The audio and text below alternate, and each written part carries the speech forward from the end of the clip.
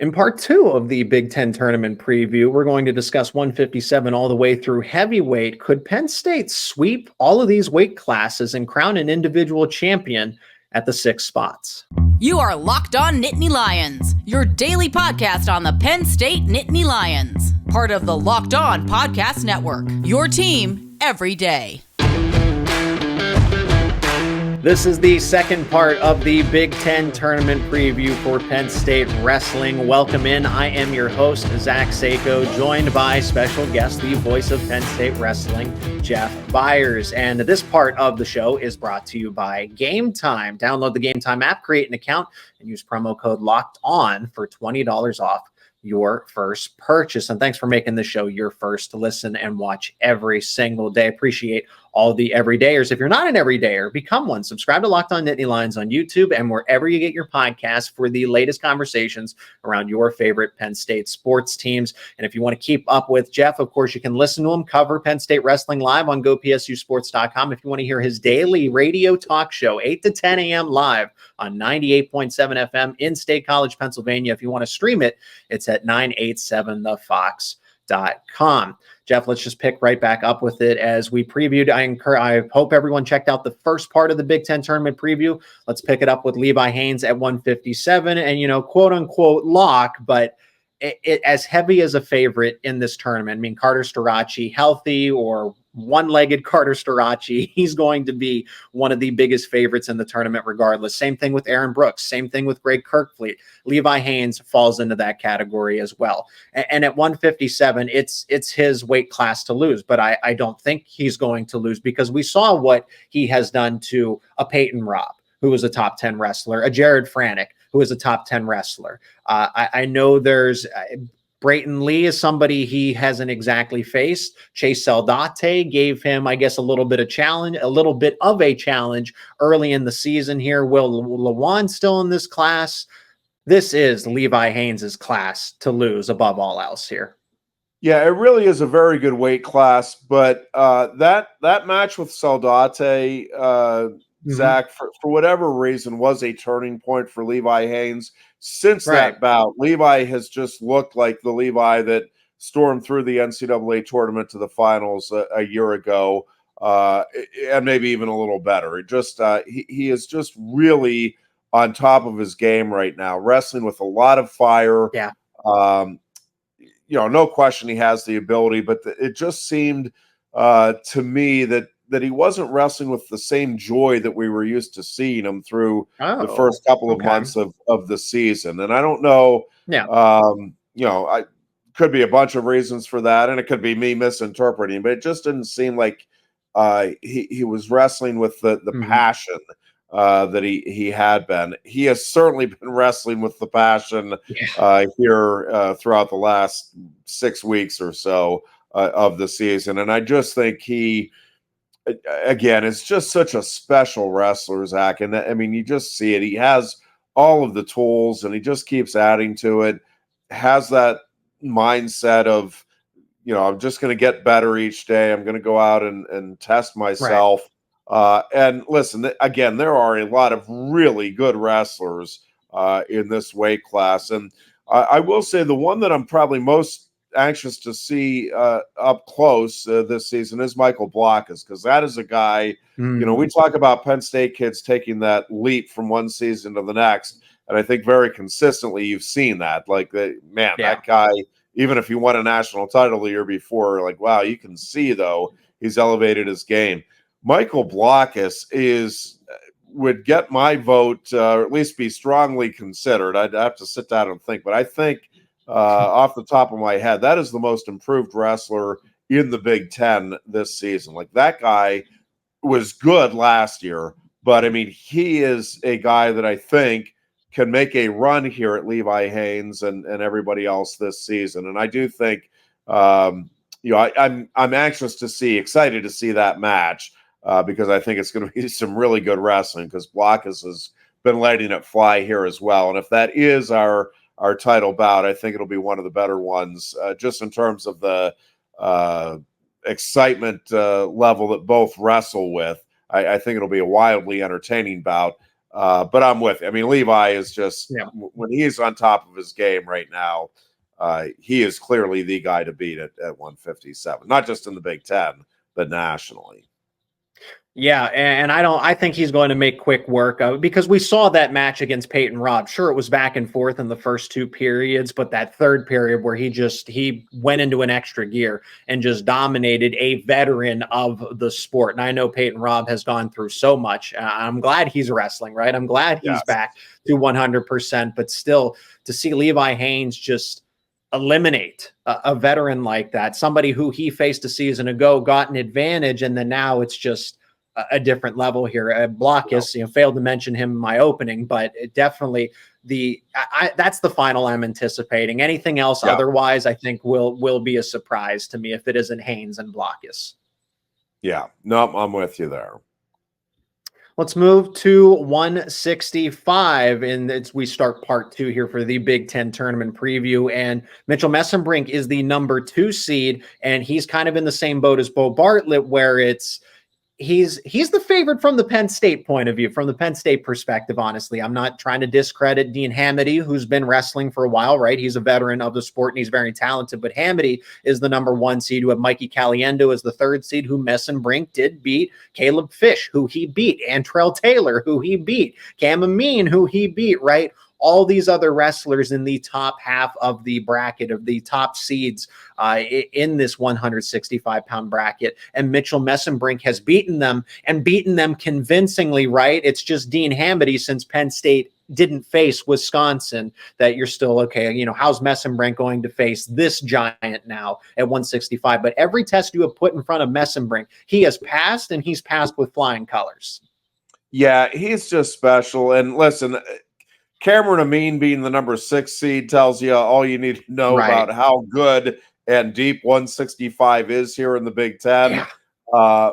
But Mitcehll Mesenbrink, to me, and since very early in the season, and I don't have a problem with where he's been ranked or anything like that. I'm not saying there's anything unfair there. I don't think there's any doubt in my mind going into this thing. And again, 165 is a loaded weight class. Like, there are a lot of really good wrestlers out there. Julian Ramirez and, the 6 guys here in the Big Ten, all are outstanding. To me, there are 3 that are separate from the rest of the field. And it is no disrespect to Dean Hamady. And maybe Hamady goes out here and proves me wrong. Again, it's the great thing about wrestling. You can make all the predictions you want. The guys are going to go out there and settle in on the mat. To me, it's Keegan O'Toole, David Carr, and Mitcehll Mesenbrink. And I think those 3 are just in a little different level. And again, I think Dean Hamady is a great wrestler. I think Michael Caliendo is spectacular. I mean, he is fun to watch. Caleb Fish is a really dangerous wrestler. That guy is never out of any bout against anybody. Cameron Amin, that he's going to keep coming. Antrell Taylor is a funky wrestler.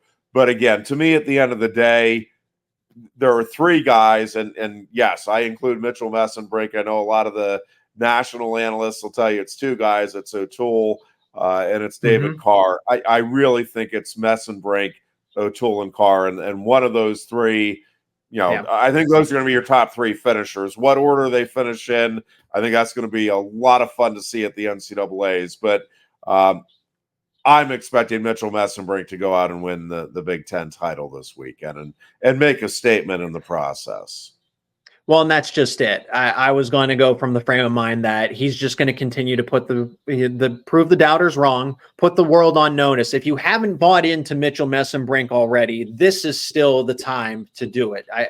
And because I saw it when the pre-seeds were released, and I said, Dean Hamady's number, I figured it was going to be Mitcehll Mesenbrink, and it's not to disrespect Hamady, right? He's had a great season, but if we're talking about terms of untapped talent and untapped potential here, and just the way that Mesenbrink has won a lot of these matches, Mesenbrink should be the favorite at 165 if he isn't already, and I think he does beat Hamady in the final, unless I could really see a Mitcehll Mesenbrink versus Caleb Fish final at 165 with the way that the bracket sets up.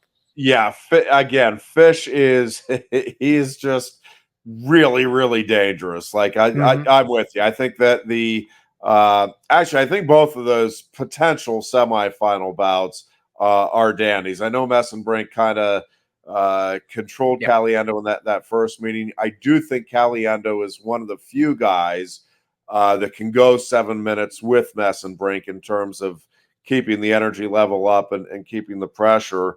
To be honest with you, and Mesenbrink has been impressive in all of his bouts throughout the season. Right. That win over Caliendo, to me, the way he did it is as impressive as anything we've seen from him all season. I've got to believe Caliendo, it's been eating at him and the Iowa coaches. So I think there'll be some adjustments. The question is, again, does it matter when you have a kid like Mitcehll Mesenbrink? Because he is just, he is a combination of nonstop, in your face, coming at you, right, and terrific lung capacity. But he is also a really creative problem solver in terms of creating scoring opportunities and figuring out different ways to score against different guys. And again, to me, Zach, he is already right there with the David Taylors and the Jason Nolfs. I mean, to me, he's that caliber of wrestler. He just happens to be in a weight class where, again, I think Keegan O'Toole and Carr are both also elite wrestlers. I mean, I think those three are all elite. And I think that's going to be a whole lot of fun. I think this Big Ten tournament is going to be fun at 165, but I think at the NCAAs, look out, because that is going to be must-see wrestling. Still to come, 174 with Carter Starocci. With him, without him, we're going to discuss that. And also, could Bernie Truax, like you mentioned earlier in the preview, Jeff, could he turn it on in the postseason? And he's just a veteran of the game. He knows what he's doing here. That's coming up next here on Locked On Nittany Lions. Today's episode is brought to you by Gametime. You got to download the Gametime app because buying tickets to your favorite events should not be stressful. Gametime is the fast and easy way to buy tickets for all of your sports, music, comedy, and theater near you. Some of the things that I like about the Gametime app experience, because I use Gametime myself, it's the last minute tickets, but it's the flash deals, the discounts you get on those tickets. It's easy to find and buy tickets for every kind of event in your area. Gametime does an excellent job of sorting everything so that you're not trying to research so many different events. It's all sorted for you in the Gametime app, and probably the best feature, image views of the seats. So you're not second guessing. You're not wondering what your point of view is going to look like before you get to the venue. You know ahead of time. Lowest price guarantee and event cancellation protection are also included. So snag the tickets without the stress with Gametime. Download the Gametime app, create an account, and use promo code Locked On for $20 off your first purchase. Terms apply. Again, create that account, redeem code Locked On for $20 off your purchase. Download Gametime today. Last minute tickets, lowest price guaranteed. And the Locked On Podcast Network is making history. Locked On has launched the first ever national sports 24/7 streaming channel on YouTube, and now it can be found on Amazon Fire TV and the free Fire TV Channels app. Locked On Sports Today is here for you 24/7, covering the top sports stories of the day. The local experts of Locked On, plus the national shows covering each and every league. Find Locked On Sports Today on YouTube, and now available on the free Fire TV Channels app. And remember, if you want to keep up with what Jeff Byers does, the voice of Penn State wrestling, he will be covering the entire Big Ten tournament this weekend from start to finish over on GoPSUSports.com. You can also listen to his daily morning show on 98.7 the Fox Sports, local in State College, Pennsylvania. You can stream it at 987thefox.com or tune that dial to 98.7 FM if you are in the area. 174. We previewed it at the top of the show just because Cael Sanderson had his press conference. And again, it seemed cautiously optimistic with Carter Starocci's a fighter. He's a warrior. He's as tough as nails, but you can only, right. It's kind of the same thing in the case of like Father Time, right? You can only outrun Father Time for so much. It's the same thing. We're all human. We're going to suffer injuries, bumps and bruises along the way, and some of them more serious than others here. It seems like the game plan at 174, Penn State doesn't need Carter Starocci to win a Big Ten tournament as a team. The focus is not on the winning streak, not a Big Ten title, but the NCAA title here. And from what we're gathering here is that they're going to possibly take, more likely than not, the Jason Nolf approach, wrestle Carter Starocci, have him default at some point so that he qualifies as an at-large for the NCAA championship. So, Jeff, correct me if I'm wrong here, because still I want to understand this, and I know the viewers, the listeners want to understand this too. Where can Terrell Barraclaw factor into this tournament at all based on what they have planned for Carter Starocci? It's basically they're punting at 174, right? Is that what we're going for here? Yeah, unless something happens between now and the Big Ten tournament, like some kind of freak thing with Carter Starocci, I don't think. I mean, Barraclaw will go to the Big Ten tournament as a warm-up partner. But Carter Starocci, barring something unforeseen, is going to be the entrant for Penn State at 174.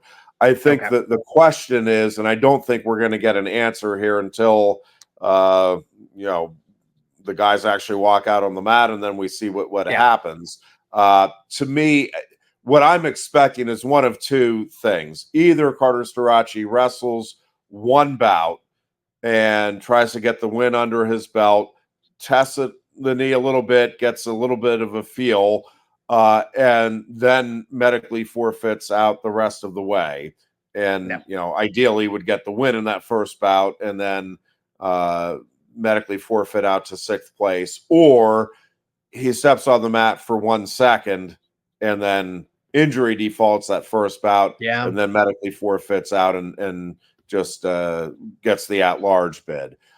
I will be, I guess, very pleasantly surprised, but very surprised if Carter Starocci wrestles more than a bout at the Big Ten tournament. I just don't think you get into a risk-reward thing, and I don't think there's much of a reward there for wrestling beyond. I mean, even if you go out and end up winning the Big Ten title, I just think the risk there of aggravating that injury, even if you're not injuring it any further, I just don't see the practicality of that. Now, again, maybe I'm proven wrong and he goes out there and wrestles and looks great and wrestles the whole way through. But what I'm expecting is, again, one of those two scenarios. Either he tries to wrestle one whole bout and get a win. And again, at any point, I'm guessing if that's what they're trying to do, it'll be, hey, if you feel anything that doesn't feel quite right, or you're just not trusting what you're feeling out there, stop. We'll work on it. We got a couple more weeks to continue to go with it. Or that they just, we know what we need to do, and we need you continue to work in the room for a couple of weeks. Let's just do 1 second. So I think those are the two scenarios that I'm expecting one of those to play out. Either he tries to get through one entire bout, or just goes out for a second and says, we'll see you in Kansas City in a couple weeks.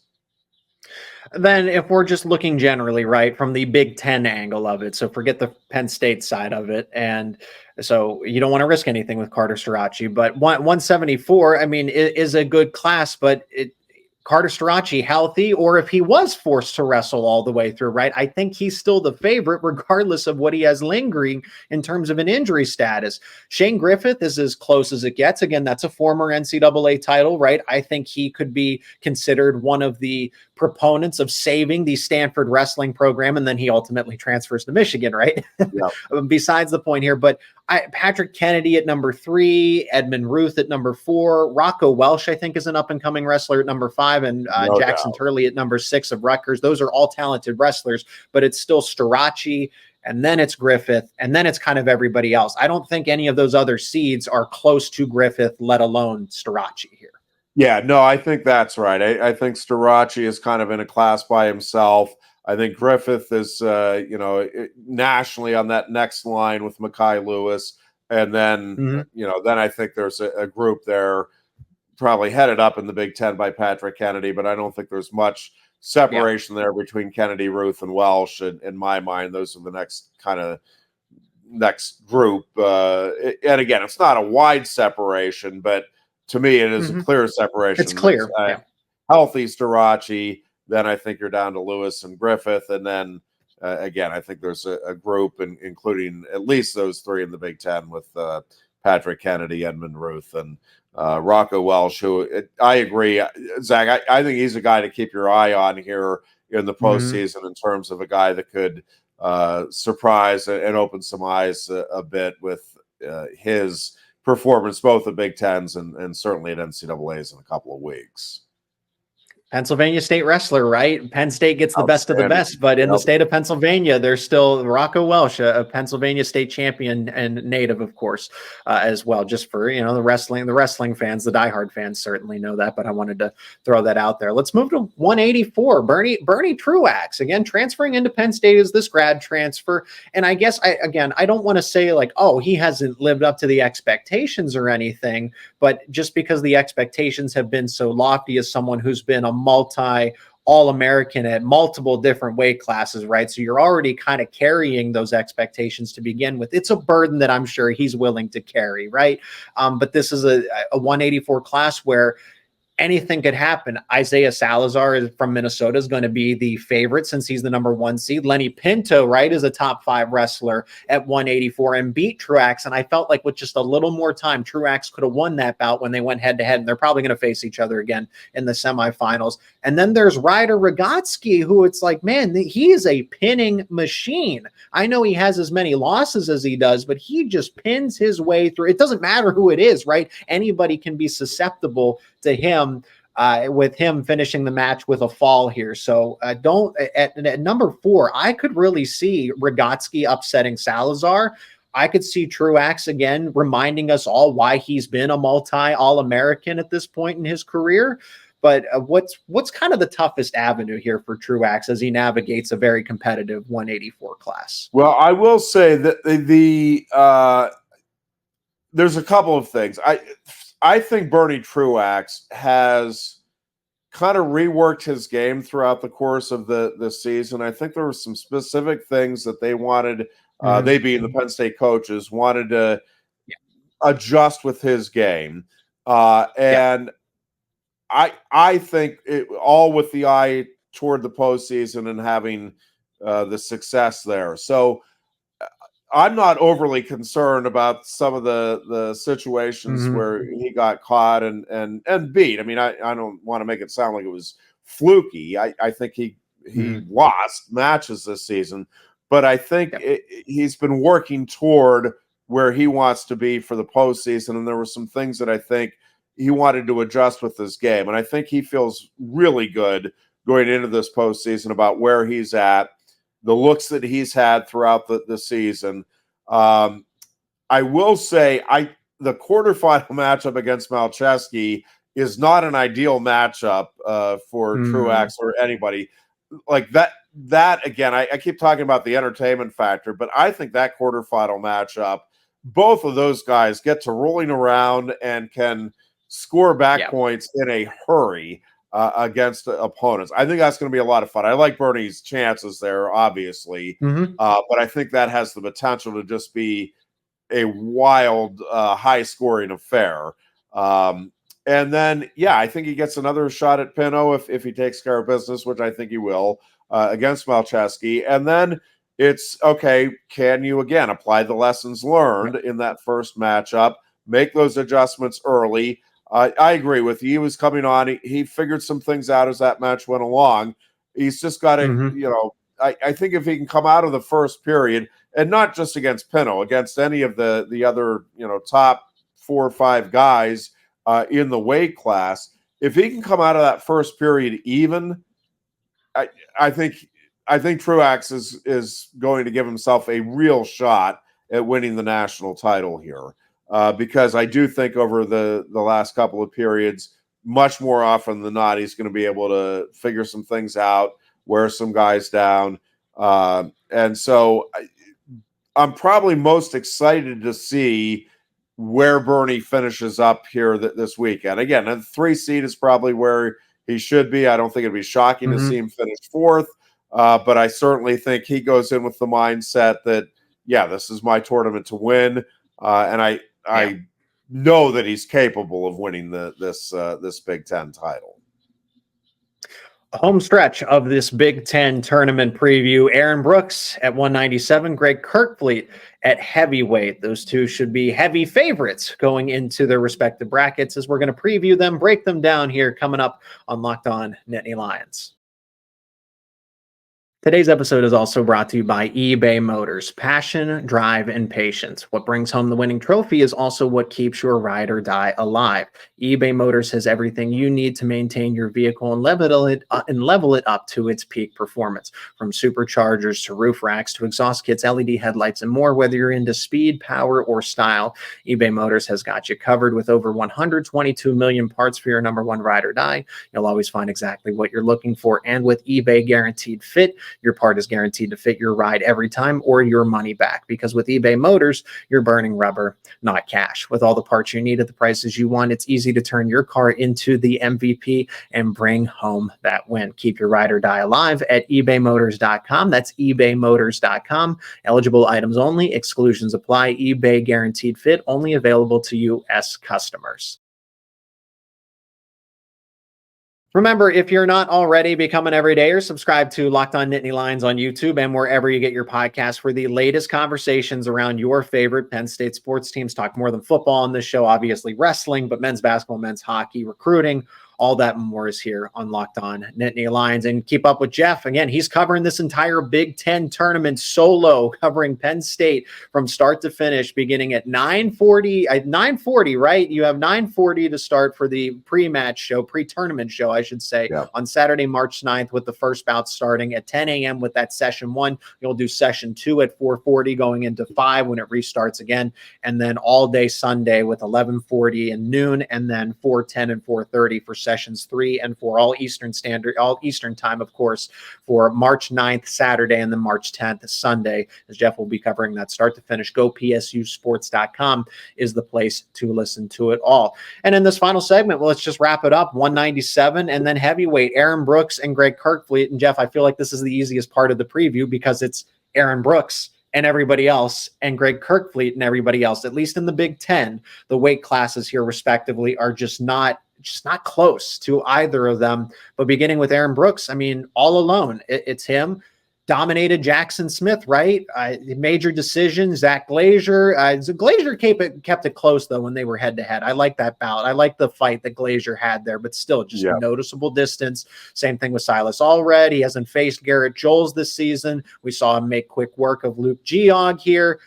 But Aaron Brooks, again, if he is something crazy is going on if he doesn't win the Big Ten title here at 197. Yeah, I mentioned earlier there's no such thing as a lock in wrestling, but this is close as it gets. Aaron Brooks he is just such a special wrestler, Zach. He just is a guy that obviously works his tail off, has a lot of natural ability, but his feel for the sport, his sense for knowing when an opponent is going to try to do something, of taking advantage of that just little slight mispositioning, misstep here or there, and boom, he capitalizes. He's just really, really special. And when he's on top of his game, and he's on top of his game right now, he's one of the best in the world, Zach. I mean, he's that type of good.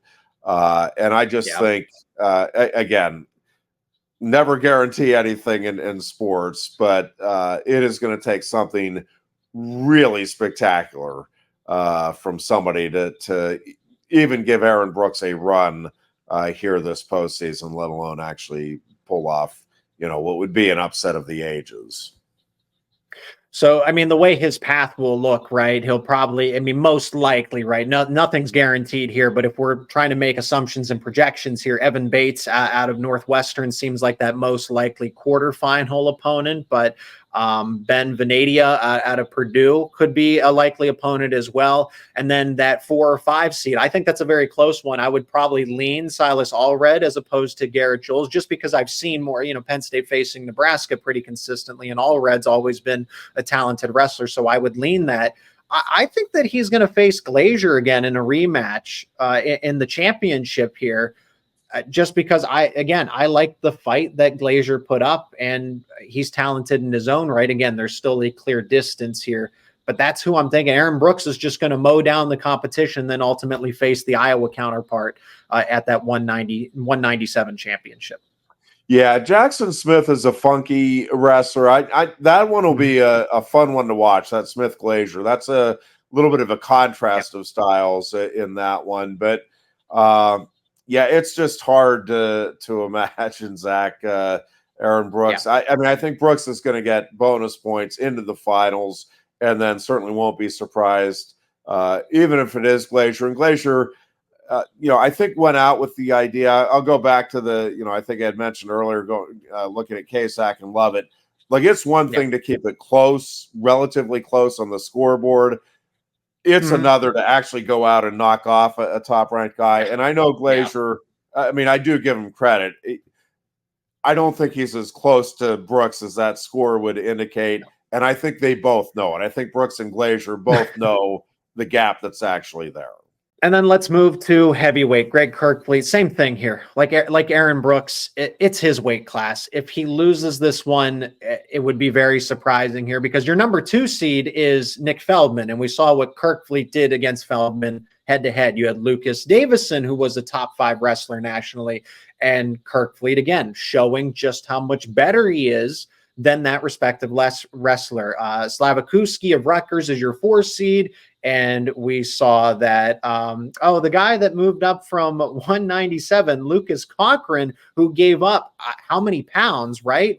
40, 50 pounds to wrestle at heavyweight in Kerkvliet's case. So we didn't get to see Slavakuski versus Kerkvliet, but we saw Cochran, who's 197, beat a top 10 heavyweight wrestler. And then a familiar name, Penn State diehard fans will recognize this one, Seth Nevels. Seth Nevels is the number 5 seed for Maryland. But just to kind of give you a perspective for the top wrestlers in this heavyweight class, it's Greg Kerkvliet's to lose. He's going to win it. Don't want to say guarantee here, right? Or that it's a lock, but it feels really good from Greg Kerkvliet's perspective here going into the Big Ten tournament. Yeah, no question. I mean, Kerkvliet is the class of this weight. And again, there's some very good wrestlers there. And I'd probably go down to Nevels as, Feldman and Davison and Slavakuski and Nevels all, have all-American potential for sure as wrestlers. But I don't think any of them have national title potential this year. And Greg is just at a little different level right now than I think really anybody else in the heavyweight division. It's hard, much like Aaron Brooks, Zach.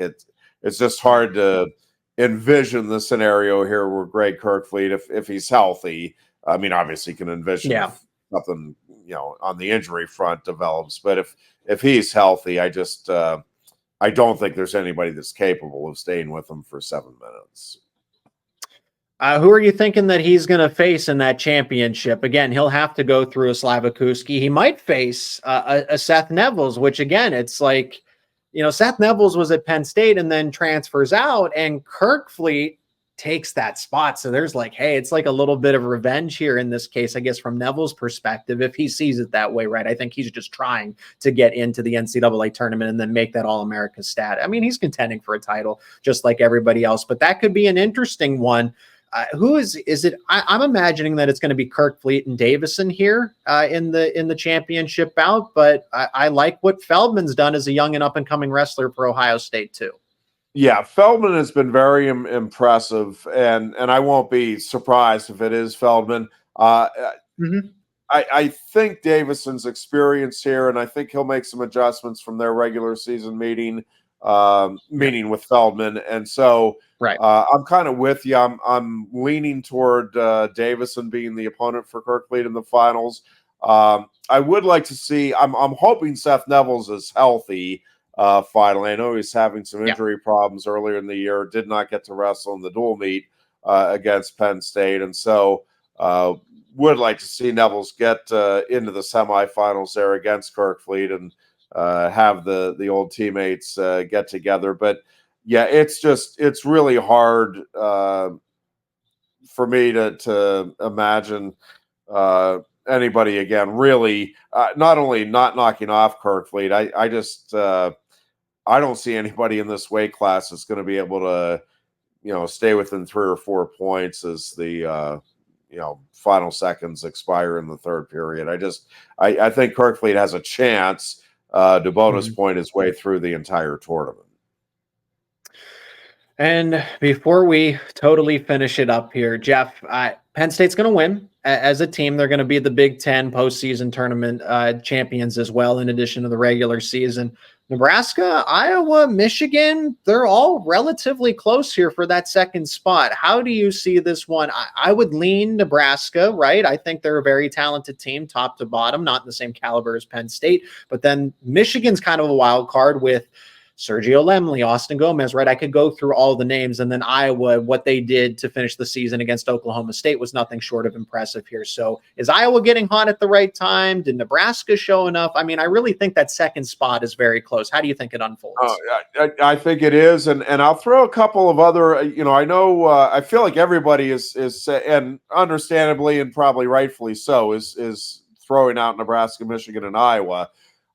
I wouldn't go to sleep completely on either Minnesota or Ohio State. Ohio State is a really young team. I'm not expecting that they're going to be the runner-up this year. I do think they've got some really bright days ahead of them. And I won't be surprised if they end up working their way into that top 4 and surprise either a Nebraska and Iowa or a Nebraska from, being one of those top 4 teams. So I just keep an eye on Ohio State and Minnesota. I think both have dangerous teams here as well. But to be honest with you, I'm kind of leaning, even though Nebraska, I think, has been very impressive and certainly has a lot of point scoring potential. And obviously Iowa certainly does as well. I think Michigan is poised to kind of put things together. They are, for the first time maybe all season, really have kind of their whole lineup together here that they want. They have a ton of experience. You saw Austin Gomez just go on a tear at the Pan Am Olympic qualifier. We'll see. I'm wrong as often as I am right on making these types of guesses. But my guess going into this thing is that Michigan ends up second. And then I think it's really close between Iowa and Nebraska. Like, I think a point or two either way there. But if you pin me down right now, I'll go my top 5 would be Penn State 1, Michigan 2. I'll go Iowa 3, Nebraska 4. And then I think Ohio State sneaks in there at number 5. Yeah, I think I would put Nebraska at that second spot just because I really like that team. But I didn't want to leave out Michigan because, like you said, it's just with some of the right pieces coming together. And I think people sometimes forget it's like, hey, they do have Austin Gomez has battled injuries, right? He transfers in. Shane Griffith transfers in. There's a lot of talent there, but it would not surprise. I'll go Penn State, Nebraska, Michigan, Iowa. I just think they have some better point scorers, right? Bonus points matter here, folks. But it'll all unfold Saturday, March 9th and Sunday, March 10th. And again, everyone who wants to listen to Penn State Wrestling's play-by-play coverage, Jeff Byers is on the call beginning at 9:40 a.m. and covering all 4 sessions over the course of Saturday and Sunday. Each session is going to start at 10 a.m. and 5 p.m. on Saturday, March 9th, and 12 p.m. and 4:30 p.m. on Sunday, March 10th. The championships will be Sunday, 4:30, of course. And if you want to listen to Jeff and keep up with what he does in local sports talk, 98.7 FM, Fox Sports and State College, 987thefox.com. You can listen to his daily talk shows. Jeff, thanks so much for the time previewing the entire Big Ten tournament. And I wish you nothing but the best in your travels and doing the broadcast itself come this weekend. Thanks, Zach. Looking forward to it. That's for sure.